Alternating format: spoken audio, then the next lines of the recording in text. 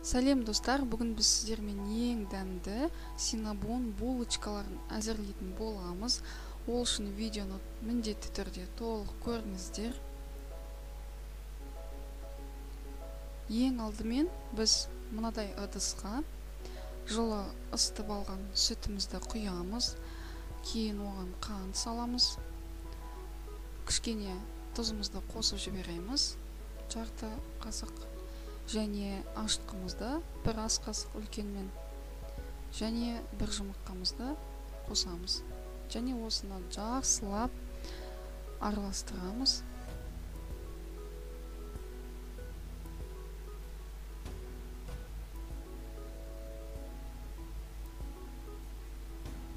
Жақсылап қантымыз ерігенше араластырамыз. Сол кезде ашиды жақсы болып. Міне біз сары майымызды құйдық. Бұны да әдемі қылып араластырып аламыз. Мен сары майымды ысытып алдым. Яғни сүтті де, сары майды да ысытып алуларыңыз керек болады. Міне біз ұнымызды жаймендеп салып, араластырып тұрамыз, қою болғанша.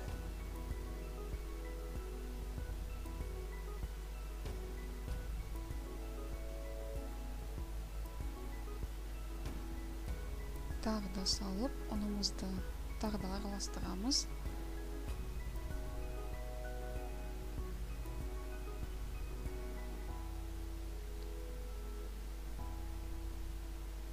Міне біз қою болды. Енді біз қолымызбен араластырып бастайтын боламыз. Қолымызбен жақсылап араластырып, еш жерінде ұн қалып кетпеу керек. Барлық жері араласу керек болады. Сол кезде қамырымыз жақсы болып ашитын болады. Қолымызбен илейміз.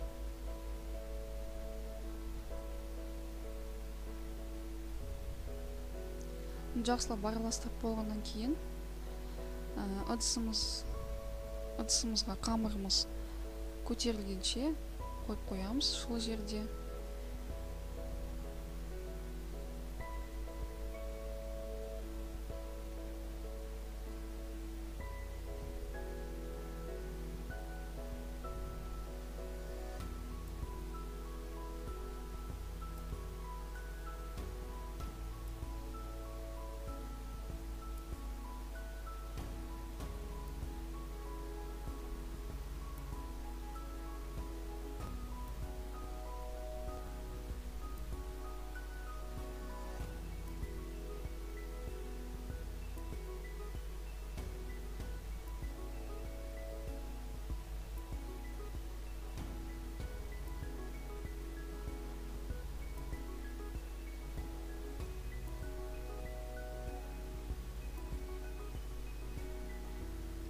Міне біз араластырып болдық.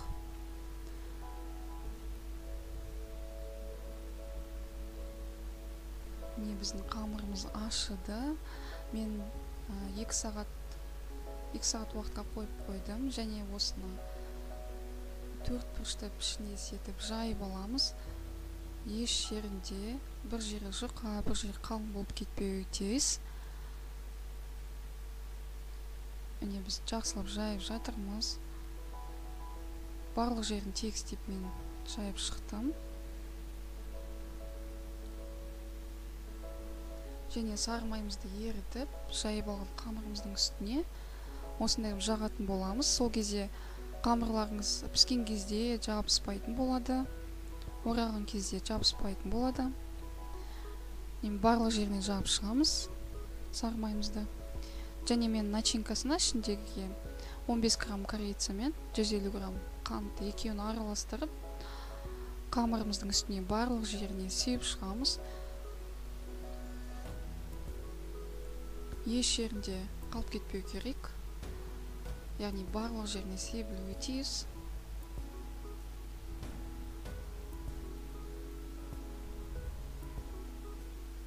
Міне мен барлық жеріне сеуіп шықтым. Енді осыны рулет тәріздес етіп, жұқа емес, қалың емес орайтын боламыз. Бір келкетіп орайтын боламыз. Міне мен жасап жатырмын. Барлық жерін тегістеп шығамыз. Мен және қамырымды екіге бөліп алдым. Және осындай қарапайым жіппен рулетімізді бірдей қылып кесіп алатын боламыз. Сол кезде булочкаларымыз өте дәмді болып, булочка пішіндес болып пісетін болады.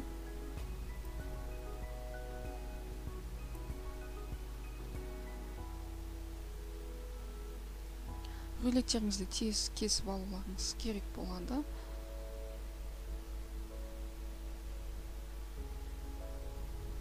Біз кесіп жатырмыз. Осыны 180 градуста жарты сағат уақытқа қойып аламыз. Табамызға салып. Міне біздің синнабон булочкаларымыз пісті. Және осының бетіне помадкасына 50 грамм қаймақпен 50 грамм сгущенканы қолданып, екеуін араластырып, синнабон бетіне жағамыз әдемілеп. Сол кезде булочкаларыңыз дәмді болып шығатын болады.